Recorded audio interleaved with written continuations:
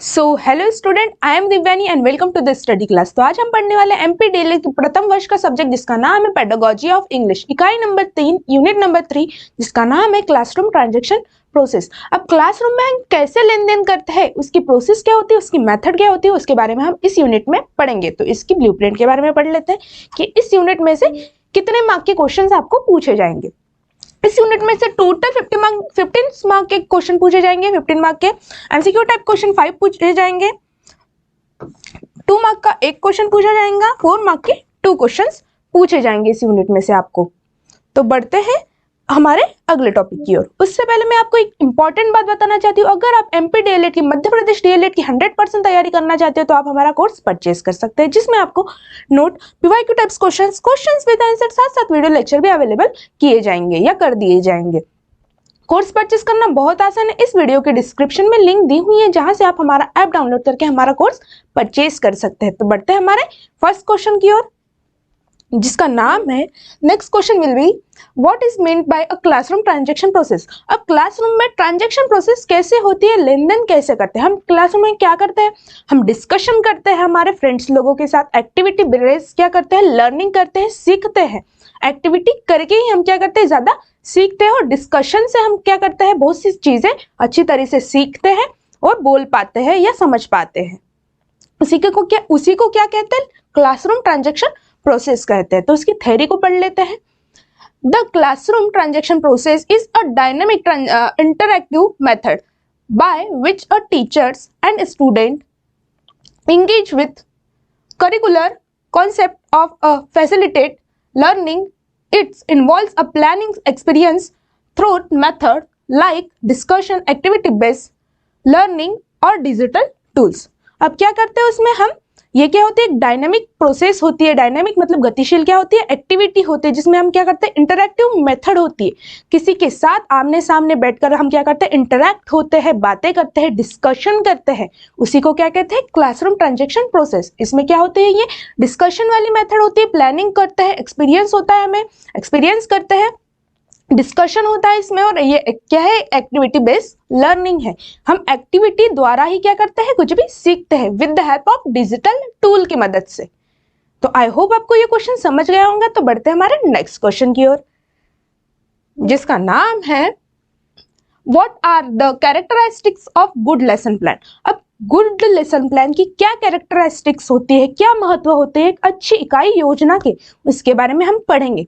तो क्या होते हैं उसके अच्छे, जो गुड लेसन प्लान होता है वो किस तरह बनाया जाता है, उसमें क्या होगा, स्टूडेंट को क्या रख के प्रोसेस बनाई, मतलब इकाई योजना बनाई जाएंगे। स्टूडेंट को सेंटर रख के क्या करेंगे, हम स्कूल छात्रों को केंद्र में रख के क्या करेंगे, प्रोसेस करेंगे, या हम इकाई योजना बनाएंगे। उसी को क्या कहते हैं, गुड लेसन प्लान कहते हैं।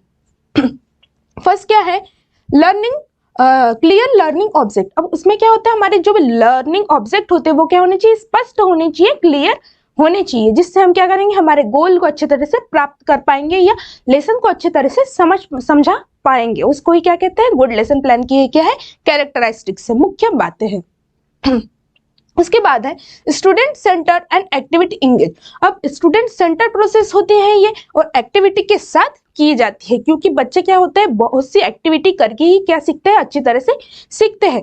वो किसका प्लान, वो टीचर, जो गुड लेसन प्लान होता है कौन बनाता है, टीचर्स लोग बनाती है। किसे सेंटर रख के, स्टूडेंट को सेंटर रख के, छात्रों को किस द्वारा, कौन सी मेथड से बहुत अच्छी तरीके से समझेंगे, उस पर क्या होती है, ये बेस होती है। और वो भी एक्टिविटी करके, मतलब खेल द्वारा या किसी भी एक्टिविटी द्वारा बच्चों को किस तरह अच्छे से समझाया जाता है, वह क्या होगा, इसमें मेंशन होगा गुड लेसन प्लान में। इस तरह हम अच्छा गुड लेसन प्लान बना सकते हैं। उसके बाद है डिफरेंशिएशन एंड फ्लेक्सिबिलिटी। अब डिफरेंशिएशन भी होगा उसमें, और लचीलापन भी होगा, मतलब बच्चे को किस तरह एग्जाम्पल देना चाहिए, जिससे क्या होगा, उनको जो भी चैप्टर है, यूनिट है, बहुत अच्छी तरीके से समझ पाएंगे, या क्या टूल हम यूज करें जिससे बच्चों को बहुत अच्छी तरीके से समझ पाएगा, या उनको सब कुछ अंडरस्टैंड हो जाएगा बहुत अच्छे तरीके से। उसके बाद है अलाइनमेंट असेसमेंट। अब अलाइनमेंट असेसमेंट में क्या होता है, बच्चे अच्छी तरह से क्या होते हैं, आमने सामने बैठकर या बहुत सी चीजें खुद के द्वारा करके क्या होते हैं, सीखते हैं। उसके बाद है लॉजिकल फ्लो एंड टाइमिंग। अब उसमें क्या होता है, एक लॉजिकल फ्लो भी होता है और टाइमिंग भी का भी क्या होता है, एक अभाव होता है। जैसे कि उतने टाइम में उनको क्या करना है, अपनी क्लास को कंप्लीट कराना है। एक जो क्लास होती है वो कितने मिनट्स की होती है, 45 मिनट्स की होती है। उस क्लास में हमको ये वाली यूनिट इतनी कंप्लीट करनी ही है। एक गोल होता है लेसन प्लान में कि इस यूनिट के इतने टॉपिक इसमें कंप्लीट होने ही चाहिए करके, और कैसे एग्जाम्पल देकर हम बच्चों को बहुत अच्छे तरीके से समझा पाए। ये क्या होता है, गुड लेसन प्लान के कैरेक्टरिस्टिक्स होते हैं। उसके बाद एक कॉन्सेप्चुअल रिवोलेंस। अब कॉन्टेक्चुअल रिवोलेंस यानी होता है कॉन्सेप्ट के हिसाब से क्या होता है, कुछ भी लेसन प्लान बनाया जाता है बच्चों को बहुत अच्छे से समझाने के लिए हम क्या टूल्स यूज करें उसका वहां पर लेसन प्लान में मेंशन होता है। उसके बाद है वेल रिसोर्सेज। अब वेल रिसोर्सेज भी अवेलेबल होने चाहिए, टूल्स भी अच्छे अच्छे अवेलेबल होने चाहिए, जिससे बच्चों को कोई भी लेसन बहुत अच्छे तरीके से समझ सकता है। उसी को क्या कहते हैं, वेल रिसोर्सेज कहते हैं। तो फर्स्ट पॉइंट क्या था, उसमें क्लियर ऑब्जेक्ट होने चाहिए। फिर क्या होगा, ये जो लेसन प्लान होता है स्टूडेंट सेंटर्ड होता है और एक्टिविटी इंगेज होता है। उसके बाद ये क्या है, डिफरेंशिएशन एंड फ्लेक्सिबिलिटी होती है, उसमें लचीलापन भी रहता है। बच्चों के हिसाब से हम क्या करते हैं, लेसन प्लान बनाते हैं। उसके बाद अलाइनमेंट असेसमेंट होता है उसमें। उसके बाद लॉजिकल फ्लो एंड टाइमिंग होता है उसमें, कॉन्सेप्ट एंड रिवोलेंस होता है, एंड वेल रिसोर्सेज भी उसमें अवेलेबल होने चाहिए। इसी से क्या होगा, हमारा जो लेसन प्लान है बहुत अच्छी तरीके से क्या होगा, हम बना सकेंगे। यही क्या थी मुख्य बातें थी गुड लेसन प्लान के बारे में, और ये क्या है, एक बहुत इंपॉर्टेंट क्वेश्चन है जो आपके पेपर में पूछा जा सकता है। तो इसे आप अच्छे से क्या करके जाइएगा, लर्न करके जाइएगा पेपर देने के लिए। तो आई होप आपको ये क्वेश्चन भी समझ चुका होगा। तो बढ़ते हैं हमारे नेक्स्ट क्वेश्चन की ओर। So our next question will be explain types of English reading. अब इंग्लिश रीडिंग के जो टाइप्स होते हैं उसको एक्सप्लेन करिए, बताइए या समझाइए। अब फर्स्ट कौन सी है, ओरल एंड लाउड रीडिंग। अब ओरल यानी क्या होता है, बोल रही हूं मैं, ओरल मौखिक, और लाउड यानी क्या होता है, जोर से। अब लाउड हम जोर से जब बोल रहे हैं तो हमारी आवाज किसी को सुनाई दे रही है, तो उसी को क्या कहते हैं, लाउड रीडिंग कहते हैं, ओरल रीडिंग कहते हैं। उसी को क्या कहते हैं, लाउड रीडिंग कहते हैं। सेकंड है साइलेंट रीडिंग। अब साइलेंट यानी क्या होता है, चुपचाप रहकर, मौन रहकर, उसी को क्या कहते हैं, साइलेंट रीडिंग कहते हैं, जिससे हमारी जो आवाज होती है वो किसी को सुनाई नहीं देती, हम मन के मन में पढ़ते हैं। उसी को क्या कहते हैं, साइलेंट रीडिंग कहते हैं, वो भी बिना होठ हिलाए। उसके बाद आता है इंटेंसिव रीडिंग। इंटेंसिव रीडिंग यानी होता है गहन तरीके से पढ़ना, मतलब डिटेल में पढ़ना। अब इंटेंसिव को आप कैसे याद रख सकते हो, इंटर नाम से आप याद रखना। इंटर यानी क्या कहते हैं, हम खुद में इंटर करते हैं, या कुछ भी प्रोसेस इंटर करने के लिए क्या करते हैं, हम डिटेल में क्या करते हैं, पढ़ते हैं उसको। तो उससे आप याद रख सकते हो कि इंटेंसिव प्रोसेस में क्या होता है, पूरे डिटेल में क्या की जाती है, उस टॉपिक को पढ़ा जाता है। फिर आता है एक्सटेंसिव रीडिंग। अब एक्सटेंसिव रीडिंग में क्या कहते हैं, जो भी टॉपिक्स होता है उसके टाइटल पढ़ लेंगे, उसका क्या कंक्लूजन है उसके बारे में पढ़ लेंगे। ये गहन अध्ययन नहीं होता है, ये क्या होता है, एक व्यापक अध्ययन होता है। मतलब फास्ट तरीके से, रैपिड तरीके से क्या कर लिया जाता है, पढ़ लिया जाता है टॉपिक को। उसका टाइटल क्या है, उसका कंक्लूजन क्या है, उसमें क्या बताया गया है, ये कहानी का भावार्थ क्या है, वो समझ लिया जाता है डायरेक्टली। उसके बाद है सप्लीमेंट्री रीडिंग। अब सप्लीमेंट्री रीडिंग में क्या होता है, बच्चों के लॉजिक के हिसाब से, बच्चों के इंटरेस्ट के हिसाब से बच्चों को जो चाहे वो पढ़ने दिया जाता है। जैसे मैगजीन होता है या कॉमिक्स होता है, बच्चों के हिसाब से उनको क्या कराया जाता है, फोकस कराया जाता है। बच्चों का जिसमें फोकस होता है उसी को पढ़ने दिया जाता है बच्चों के हिसाब से, उसी को सप्लीमेंट्री रीडिंग कहते हैं। उसके बाद आता है लाइब्रेरी रीडिंग। अब लाइब्रेरी रीडिंग में आता है जैसे कि वहां वेरियस तरीके की क्या रहती है, वहां पर बुक्स रहती हैं। तो हम क्या करते हैं, बहुत अलग अलग तरीके के बुक को क्या करते हैं, रीड करते हैं। और वहां पर न्यूज़पेपर भी होते हैं, उसको भी हम क्या करते हैं, रीड करते हैं। उसको ही क्या करते हैं, लाइब्रेरी रीडिंग कहते हैं। तो सबसे पहले वाली जो रीडिंग थी वो कौन सी थी, लाउड या ओरल रीडिंग। उसके बाद थी साइलेंट रीडिंग, उसके बाद थी इंटेंसिव रीडिंग, फिर है एक्सटेंसिव रीडिंग, उसके बाद सप्लीमेंट्री रीडिंग, उसके बाद लाइब्रेरी रीडिंग। तो आपको, आई होप आपको ये क्वेश्चन भी समझ चुका होगा, और ये भी क्या है, एक बहुत इंपॉर्टेंट क्वेश्चन है। तो बढ़ते हैं हमारे नेक्स्ट क्वेश्चन की ओर, जिसका नाम है right the methods of teaching writing. अब राइटिंग सिखाने की क्या प्रोसेस है, क्या मेथड है, उसके बारे में हम पढ़ेंगे। तो इसकी प्रोसेस या मेथड कुछ इस प्रकार है। There are a various types of method. Writing method various type की होती है, अलग अलग टाइप की होती है। सबसे पहले आता है किंडरगार्टन मेथड। उसमें क्या होता है, बच्चे क्या होते हैं, खेल द्वारा बहुत सी चीजें क्या करते हैं, सीखते हैं। फन करके बहुत सी चीजें सीखते हैं, खासकर लर्न करते हैं, सीखते हैं या राइटिंग। उसमें क्या आती है, kindergarten literally means a garden of a children and it is early childhood educational practice, kindergarten is a successful teaching and about a fun and learning। ये किसके द्वारा की जाती है? ये गार्डन में एक प्रोसेस होती है बोलते हैं, जिसमें क्या करते हैं बच्चे फन द्वारा क्या करते हैं कुछ भी सीखते हैं, उसी को क्या कहते हैं किंडरगार्टन प्रोसेस कहते हैं, किंडरगार्टन मेथड कहते हैं हम, किंडरगार्टन मेथड। और सेकंड है ट्रेसिंग मेथड। अब ट्रेसिंग मेथड क्या होती है उसके बारे में पढ़ लेते हैं। Tracing method is a effective method to teach a handwriting. In this method pupils are asked to move pencil over the printed letter which are in a dotted line given below।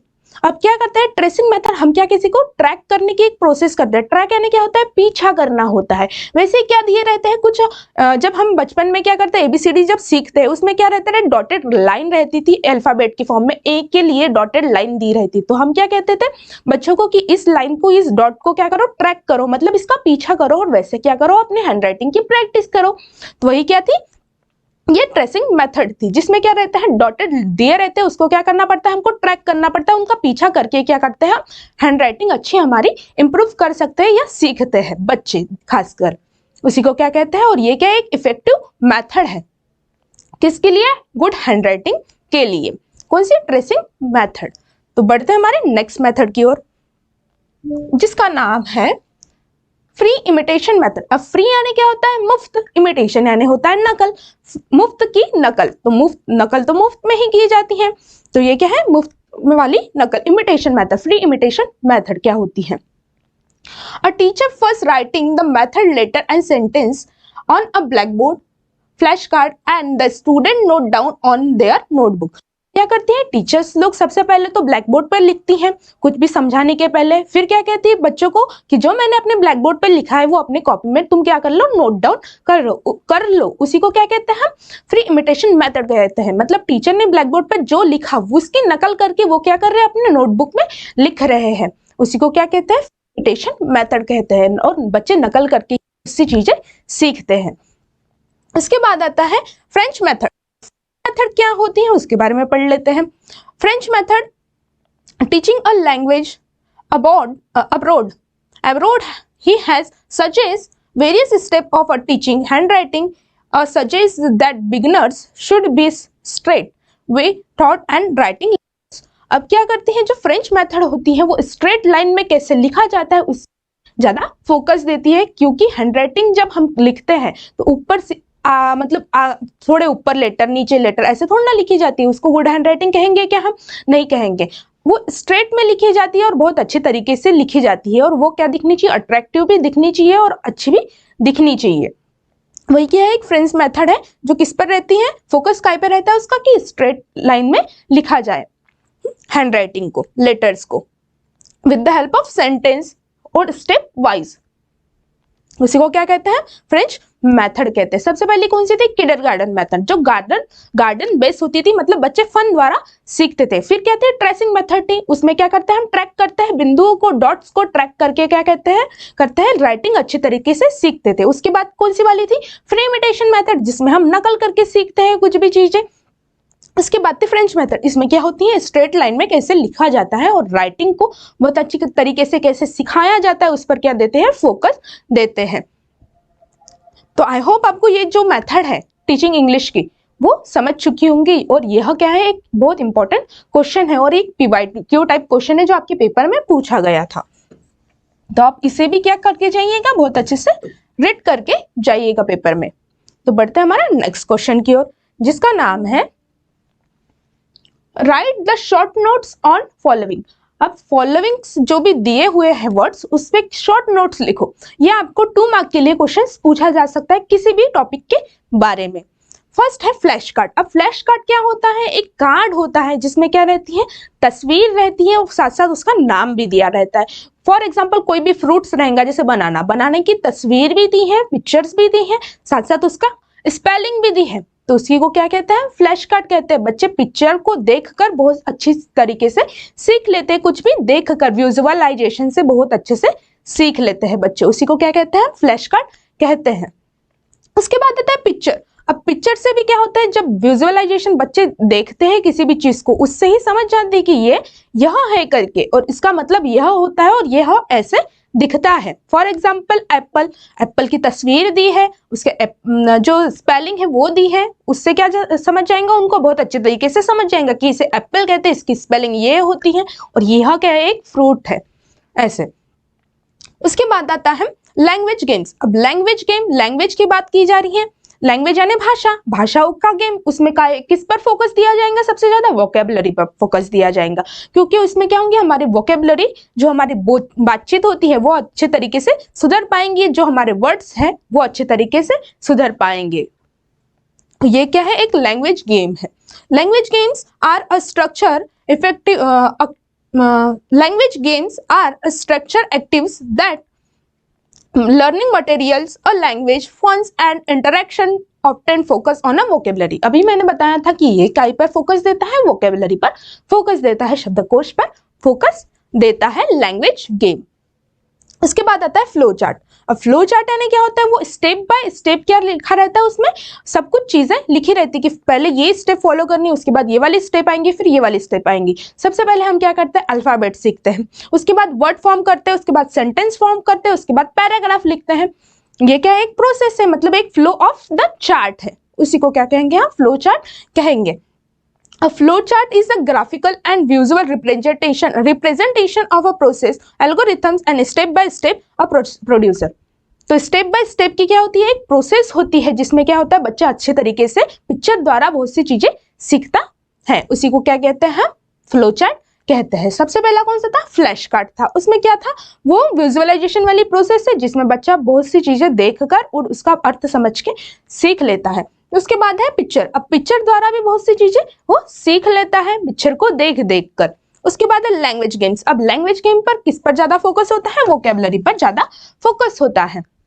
उसके बाद flow chart, ये क्या है, एक step to step क्या है, process है, जो स्टेप वाइज होती है, इसी को क्या कहते हैं, फ्लो चार्ट कहते हैं। तो आई होप आपको यह क्वेश्चन भी समझ चुका होगा, और ये क्वेश्चन आपके पेपर में 2 मार्क्स के लिए पूछा जा सकता है। इसमें कुछ भी पूछा जा सकता है आपको कि फ्लैश कार्ड क्या होता है, पिक्चर्स क्या होती है, या लैंग्वेज गेम क्या होता है, या फ्लो चार्ट क्या होता है। तो आप, आई होप आपको ये क्वेश्चन भी समझ चुका होगा। अगर आपको ऐसे ही इंपॉर्टेंट क्वेश्चन पढ़ने हैं तो आप हमारा कोर्स परचेज कर सकते हो, जिसमें आपको notes, VIQ types questions with answer, साथ साथ वीडियो लेक्चर भी अवेलेबल किए जाएंगे। तो इस वीडियो को, इस लेक्चर को करते हैं यहीं पर समाप्त, और मिलते हैं अगले लेक्चर में। Thank you class.